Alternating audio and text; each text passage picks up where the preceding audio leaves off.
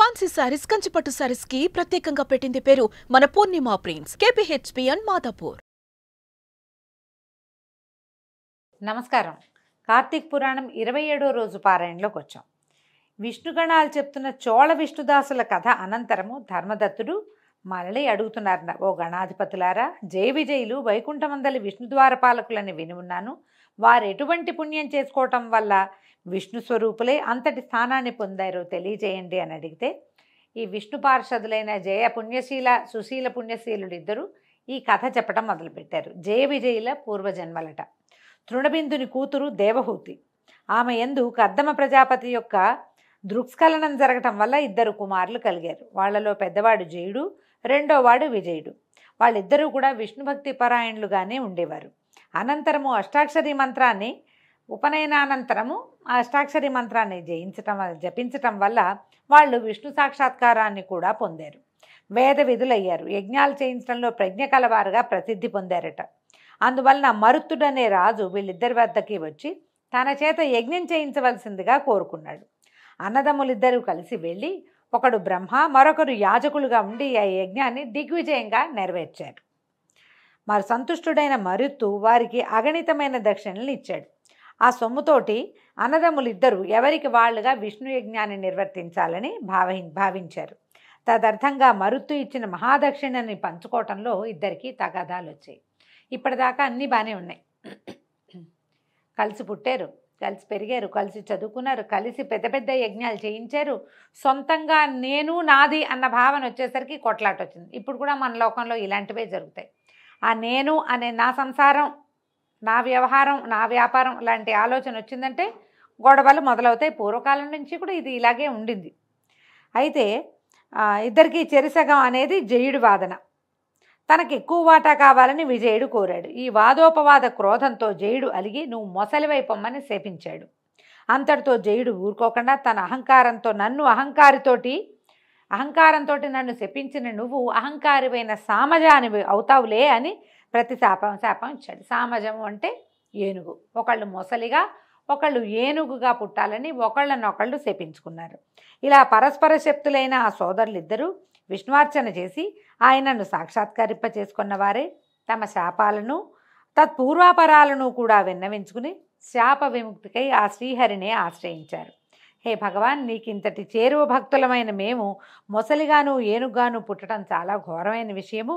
అందువలన మా శాపాల నుంచి మమ్మల్ని మరలించు, మా పాపాలని తగ్గించు అని పదే పదే విన్నవించుకున్నారు. అందుకు మందహాసం చేసినటువంటి అంబుజనాభుడు, జయ విజయులారా, నా భక్తుల మాటలు పొల్లుపోనీయకపోవటమే నా విధి. వాటిని అసత్యాలుగా చేసే శక్తి నాకు కూడా లేదు. పూర్వం ప్రహ్లాద వాక్యం కోసం నేను స్తంభం నుంచి ఆవిర్భవించాను. భగవంతుడు ఎందుకు స్తంభం నుంచి పుట్టాడండి? ప్రశ్నించాడు హిరణ్యకశిపుడు. ఈ స్తంభంలో ఉంటాడా అని. హరంటే ఇందుగలడు అందులేడని సందేహం అవ్వలేదు, వలదు చక్రి సర్వోపగతుండు అని చెప్పాడు. ఎక్కడైనా భగవంతుడు ఉంటాడని ప్రహ్లాదుడు చెప్పాడు కాబట్టి ఈ స్తంభంలో ఉన్నాడా అని ప్రశ్నించి ఆ స్తంభాన్ని పగలగొడితే ఆ స్తంభం నుంచే భగవంతుడు పుట్టాడు. భక్తుల వాక్యాల్ని అబద్ధం కానీయడు. అందుకని ఎప్పుడు కూడా సత్యము, నిజము, సంబద్ధమైన మాట మాట్లాడుతూ ఉండాలి. భక్తులైన వాళ్ళు తొందరగా ఇతరులను శపించేసేటాలు, శాపనార్థాలు పెట్టటాలు అలాంటివి చేయకూడదు. అవి నిజమైపోతాయి పాపం. అయితే ఏమంటున్నారు? పూర్వం ప్రహ్లాద వాక్యం కోసం స్తంభం నుంచి ఆవిర్భవించాను. అంబరీషుని వాక్యం ప్రకారము అతనికి లభించిన దశావతార శాపాలని నేనే ధరించాను. అందువల్ల మీరు సత్యం తప్పని వారే మీ శాపాలని అనుభవించి అంత్యంలో వైకుంఠాన్ని పొందండి అని ఆదేశించడంతో తదాదేశాన్ని శిరసావహించి ఆ జయ విజయులిద్దరూ గండకీ నదీ ప్రాంతాన మకర మాతంగాలుగా జన్మించి పూర్వజన్మ కలవారై విష్ణు చింతనతోటే కాలం గడపసాగారు. అలా ఉండగా ఒకానొక కార్తీక మాసం ప్రవేశించింది. ఆ కార్తీక మాసంలో కార్తీక స్నానం చేయాలనే కోరికతోటి ఏనుగైన జయుడు గండకీ నదిలోకి వచ్చాడు. నీటిలోకి దిగిందే తడవుగా అందులోనే మొసలిగా ఉన్న విజయుడు ఏనుగును గుర్తించి దాని పాదాన్ని బలంగా నోటకరిచాడు. విడిపించుకోవడానికి చేసిన ప్రయత్నాలు విఫలం కావడంతో గజదేహుడైన జయుడు విష్ణువుని పరిపరి విధాలుగా ప్రార్థించాడు. తలచిందే తడవుగా ప్రత్యక్షమైన తార్క్యవాహనుడు తన చక్రాయుధాన్ని ప్రయోగించి ఆ కరిమకరాలు రెండింటినీ ఉద్ధరించి వారికి వైకుంఠ ప్రాప్తిని కలిగించాడు. తదాదిగా ఆ స్థలము హరిక్షేత్రంగా విరాజిల్లసాగింది. విష్ణు ప్రయుక్త చక్రాయుధం ఒరిపిడి వలన ఆ గండకీ నదిలోని శిలలు చక్ర చిహ్నాలతో కూడుకొన్నవయ్యాయి. ఓ ధర్మదత్త, నీచే అడుగబడిన వారైన విష్ణుద్వార పాలకులు జయ విజయులు వారిద్దరే. అందువల్ల నీవు కూడా దంభమాత్సర్యాలను దిగనాడి సమదర్శనుడివై సుదర్శనాయుధునుడి చరణసేవని ఆచరించు. తులా మకర మేష సంక్రమణాల్లో ప్రాతస్నానాలు ఆచరించు. తులసీవన సంరక్షణ మందు నిష్టగలవాడవై ప్రవర్తించు. తులసి చెట్టుని రక్షించాలండి. ఇది యథావిధిగా తులసి చెట్టు ఆమె నిద్రపోయేలాగా చేయకూడదు. ఒకవేళ ఆమె నిద్రపోతోందని అనిపిస్తే గనక, నిద్రపోయేలాగా ఉంది అనిపిస్తే ఇంకొక చెట్టుని తెచ్చి నాటుకోవాలి. తులసి సంరక్షణ చాలా మంచిది, విష్ణు ప్రీతికరం అని చెప్తారు.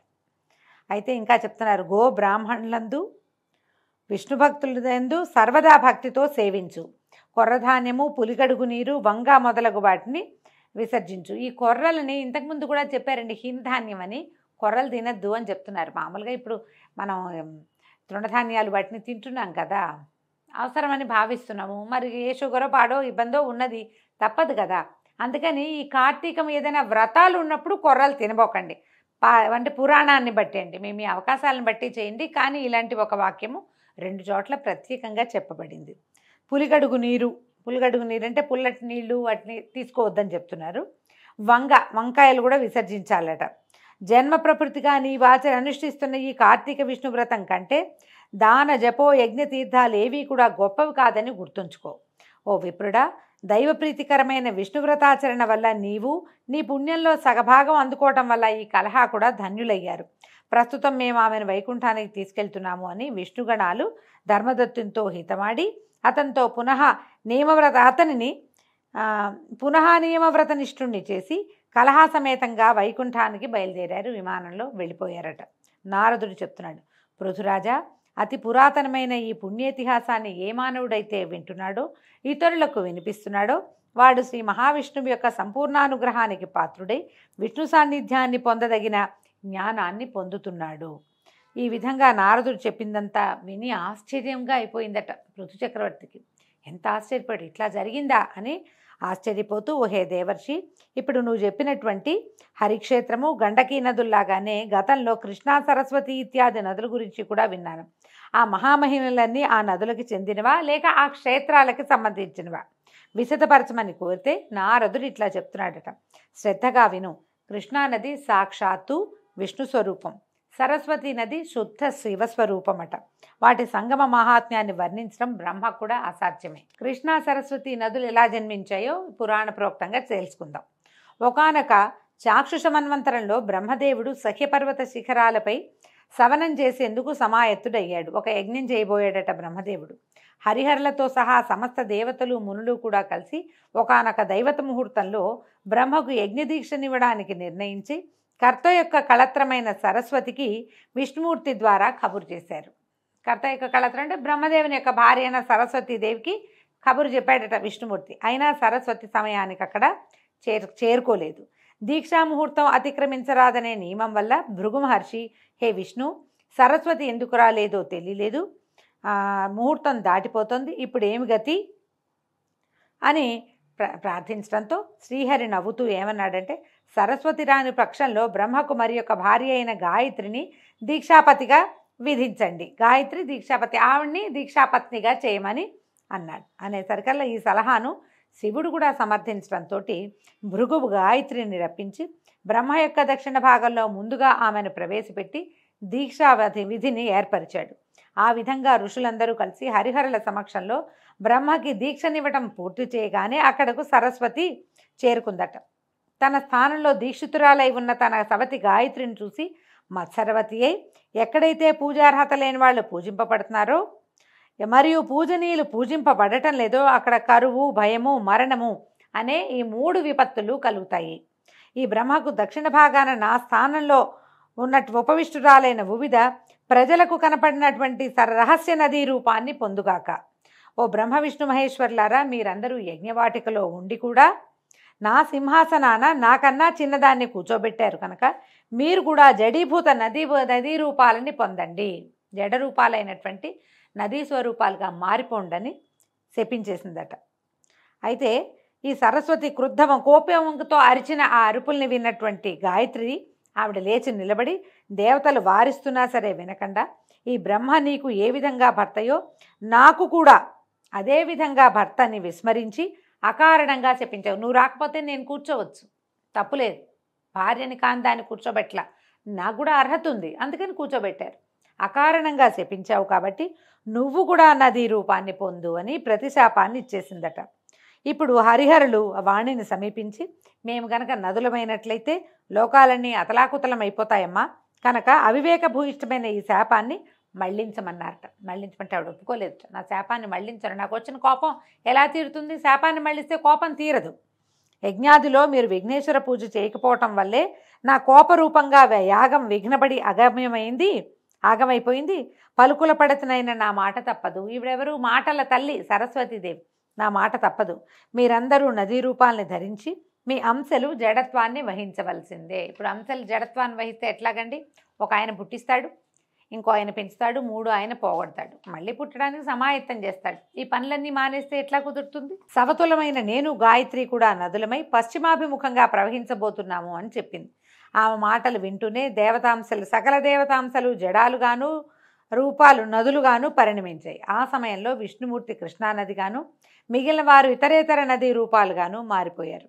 బ్రహ్మ విష్ణు మహేశ్వరులు నదులై తూర్పుముఖంగాను, వారి భార్యలు నదులై పశ్చిమాభిముఖంగాను ప్రవహించడం మొదలుపెట్టారు. గాయత్రి సరస్వతి నదీ రూపాలు సావిత్రి అనే పుణ్యక్షేత్రంలో సంగమాన్ని పొందాయి. ఈ యజ్ఞంలో ప్రతిష్ఠితులైనటువంటి శివకేశవులు, మహాబలుడు, అతిబలుడు అనే దేవతా స్వరూపాలు అయ్యారు. సర్వపాపహారిణి అయిన ఈ కృష్ణానది ప్రకర్షోత్పత్తిని భక్తితో చదివినా, వినినా, వినిపించినా కూడా వారి వంశమంతా కూడా నదీ దర్శన స్నాన పుణ్యఫలవంతమై తరించిపోతుంది. కృష్ణానది ఈ విధంగా పుట్టిందట. అందుకే కృష్ణ నల్లగా ఉంటుంది, విష్ణు స్వరూపం కాబట్టి ముదురు రంగులో ఉంటుంది. ఇది చెప్పినా కూడా సైన్స్ ఏం చెప్తుందండి? ఆ ప్రాంతపు నేలంతా రేగడి నేల అవటం వల్ల, నల్లటి మట్టి మీద ప్రవహించడం వల్ల నీరు ఇంచుమించుగా నది ఏ రూపంలో ఉన్న మట్టి సాయిల్ మీద ప్రవహిస్తే ఆ రంగులో కనపడుతుంది. కాబట్టి కృష్ణ నల్లగా దర్శనమిస్తుంది అంటారు. ఈ కృష్ణానది ఎట్లా నదిగా మారిందో తెలుసుకున్న దాన్ని చదివితే చాలా పుణ్యం లభిస్తుందట. నదిని చూసిన పుణ్యాన్ని మనం పొందుతాం. దీంతో 27వ రోజు పారాయణ పూర్తయిందండి. రేపు ఉదయం 28వ రోజు పారాయణలో మళ్ళీ కలుసుకుందాం. నమస్కారం.